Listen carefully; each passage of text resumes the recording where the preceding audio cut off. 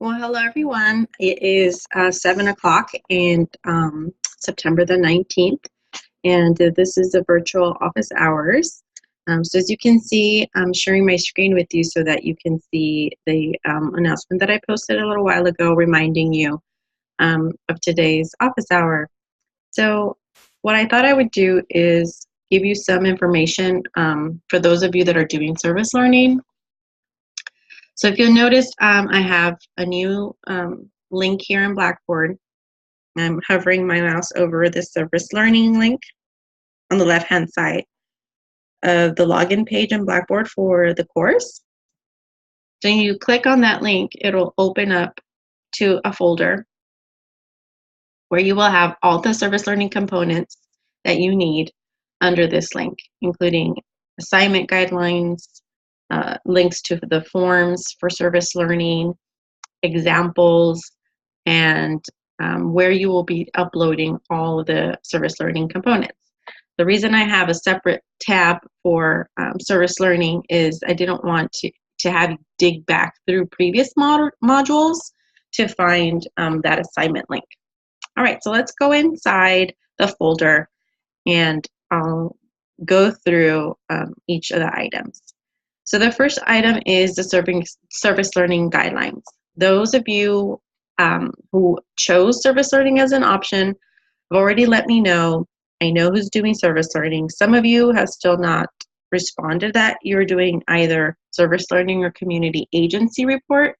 So by default, by not selecting anything, you will be assigned a case study for the community agency report. And if you look at the calendar, those guidelines are coming up in October. So it's important for service learners to get started in securing a site. So if you haven't done that, you know you want to do service learning, you basically are starting from scratch and you're unsure of what steps to follow. Now, the guidelines are somewhat what I believe self-explanatory, but I thought going through them would help. So the objective is, again, to connect you to a community partner where you can do volunteer work. And this is going to address the student learning outcome for utilizing knowledge of community resources, agencies, and systems to advocate and empower all families. So service learning as experiential learning is basically an opportunity for you to learn new skills. It actually helps increase a person's self-esteem by helping others and volunteering, feeling valued and needed as part of a community, and be exposed to diverse and multicultural populations, and finally enhance your resume and networking contacts. So this is a nice, very 10 hours worth of a job interview, so to speak. So it's a nice exposure to oh, I see someone joined us. Hi, can you hear me? If you can hear me, just let me know who's there. I see an A. Clemens in my window. I'm going over the service learning guidelines, so I'll just go ahead and continue. Hi. Hi. Who's there? This is Abigail Clemens. Hi, Abigail. I'm going over the service learning link in Blackboard. Are you doing service learning? Yes. Okay, great. So I just basically started by clicking on the link in Blackboard and just kind of going through how to get started for those that are maybe still looking for a community partner. Okay. So I'm gonna go ahead and can you see, I'm sharing my screen with you. Can you see what I'm doing? Yes. Okay. So you've already secured a community partner? Yeah, and I talked to someone at Service Learning, and they said that any elementary school in the Oceanside School District is fine. Okay, great. So for those that are wondering, well, how can I find these community partners? So on the approved list, it's a link, it's a hyperlink, and it opens up to the service learning website. And this right here where it says filter by category, it's a drop-down menu. And you can actually filter, if you want it to be education, you click there. But if you click on child development, it's a great list of child development centers, and also schools. So you'll probably find a bunch of schools listed here, that are close by. So if you don't find a school that you were thinking of, then just go under education and you should find some source there. And it's listed alphabetically. So if you know the school already, you'll just go down alphabetically and find it. So let's say you decided to, you're interested in the YMCA. You've always, maybe been part of YMCA and you found it very helpful and you want to participate there and learn more. You have all the contact information here. And the great thing about service learning is that they already talk to community agencies and they ask, what is it that would be helpful for students to know before they call and say, I'm interested in volunteering. So use this phone email template that Service Learning has provided. And it has a template for phone calls if you were to call, and it has a template if you wanted to email. So it's this link right here. Let me move this over. And it'll open up and it's a nice little guide so that when you call, you just plug in the information and it's a lot smoother, because you might call and it's like, oh, I'm supposed to do service learning for this class and I'm not really sure what I'm supposed to do. So make sure you read all of the guidelines beforehand, know how many hours you're required, and then fill out the template. And I apologize it's taking so long. So here's the phone call. It basically tells you what to say and you just plug that in before you call. And then for email, they suggest that you follow this similar template here.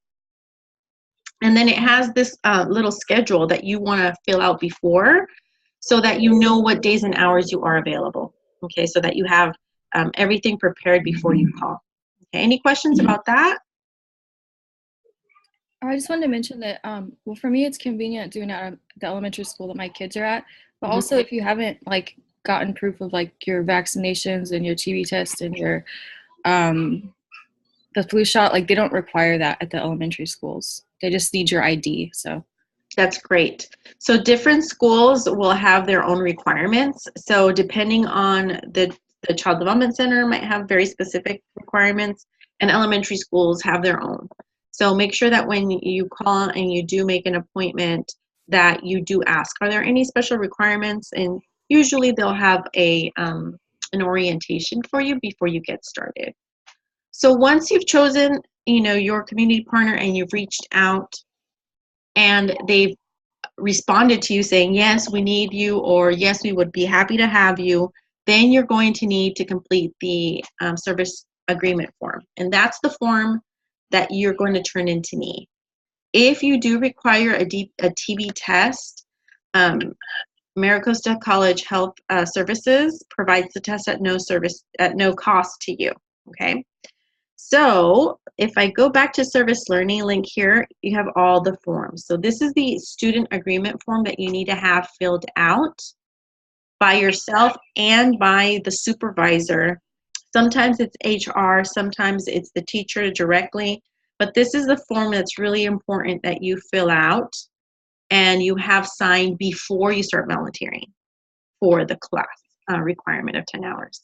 Once you do that, have it filled out, you scan it, and you can attach it in an email, not in an email, I'm sorry, you attach it here. So this is where I'm under the Service Learning link. It says Upload Service Agreements here. You click on that link, opens up, and it's just like any other assignment that you've submitted. It's an attachment. So you would click on Browse my computer and attach that agreement that you have scanned. Okay. Any questions about that? Yep. Wonderful.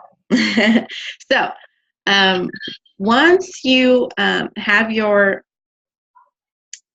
clearance by having that agreement signed, then you're going to schedule your hours for volunteer work.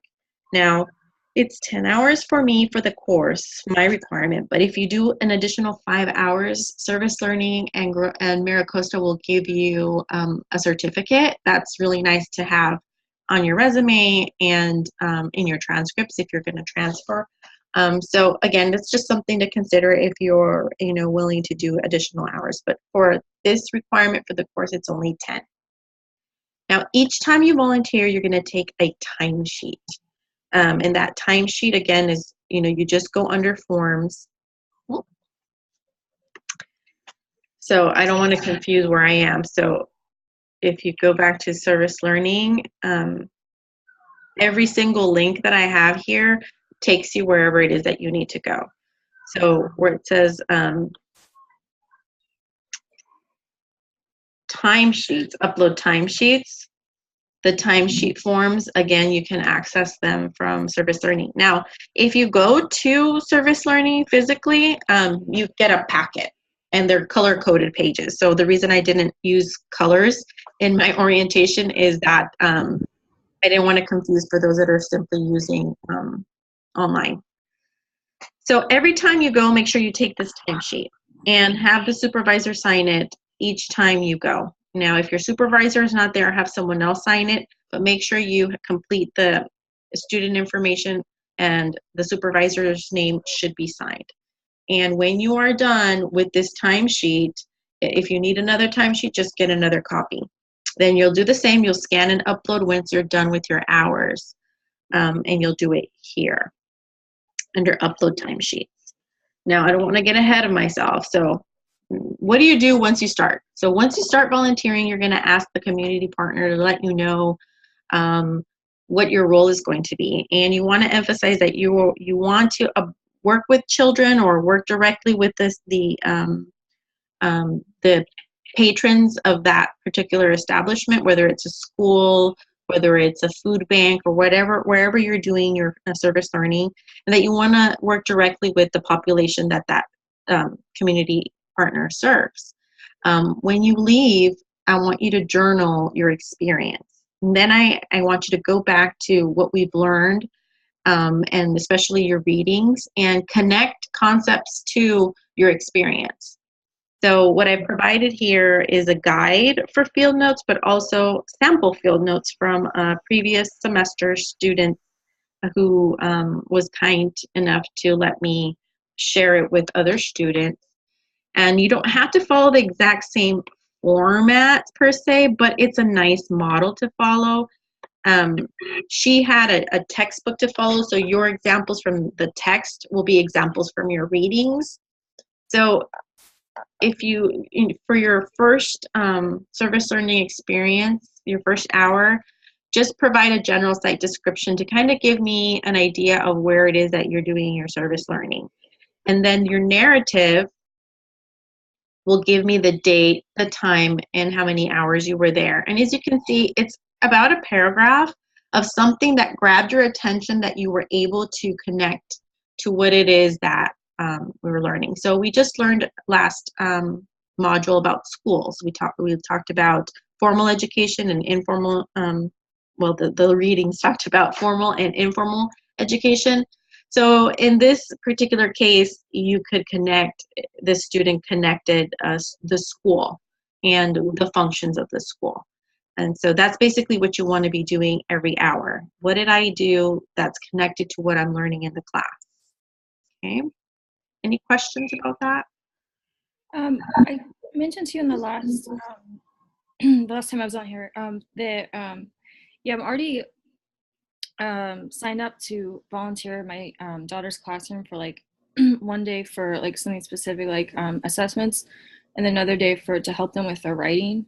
So I don't know if any of that would qualify, or if I should just do like other just random, like come in and help with whatever they're happen to be doing, or maybe just go to a different classroom.